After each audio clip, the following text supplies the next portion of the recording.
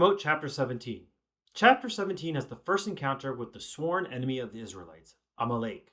Where did Amalek come from? Amalek first appears in the battle between the 4 kings and 5 kings in the times of Avraham. The text describes the battle. Vayashuvu yavo el ein mishpat hu Kadesh vayaku et kol sedei Amaleki v'gam et Amori hayoshev b'chatzon tamar. And on their way back they came to Ein Mishpat, which is in Kadesh, and subdued all the territory of the Amalekites, and also the Amorites who dwelt in Hazazon Tamar. Berashit chapter 14, pasuk 7.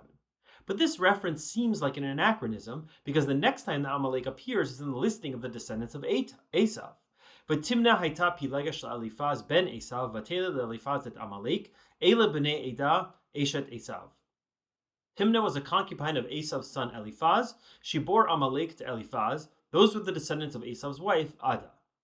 Berashit chapter 36, pasuk 12. Amalek seems to dwell in the Sinai desert area, somewhere in the south of Canaan.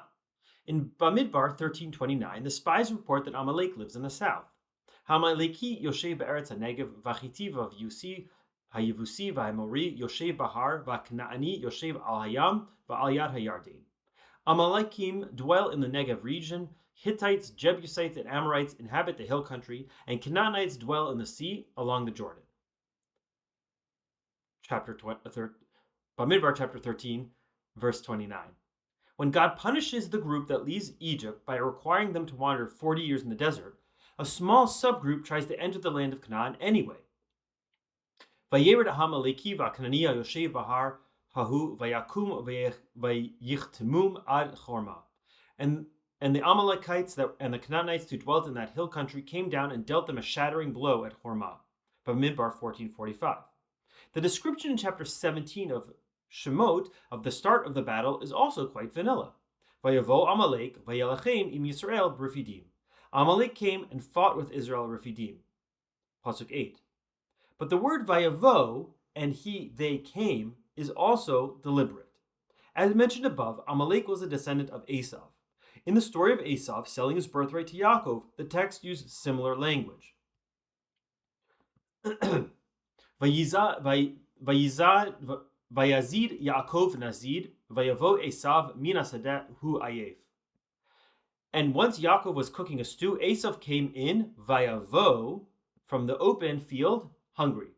Berashit chapter 25, verse 29. Notice the same use of the word vayavo. It seems that Amalek serves a dual role here. On the one hand, Amalek represents the lineage of Esav. Isaac's blessing contained the promise that when one son was ascendant, the other one would descend. Therefore, Amalek would thrive when the Israelites were down. On the other hand, it seems that Amalek plays the role of spoiler and containment for the Israelites. In chapter 17, the Israelites once again complain to God.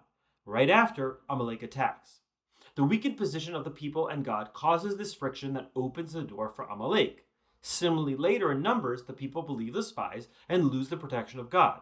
When they try to advance anyway, it is once again Amalek that serves as the messenger of God in containing them and expelling them from entering the land. The ambiguity surrounding Amalek's location, sometimes in the Negev, sometimes near Sinai, and even hinted at patriarchal times, underscores this deeper truth. Amalek is not just a tribe bound to geography, but an idea that emerges whenever Israel is vulnerable. Their elusive presence mirrors their enduring role as historical and spiritual adversary, appearing in moments of weakness to challenge Israel's destiny. More Amalek in Devarim, chapter 25.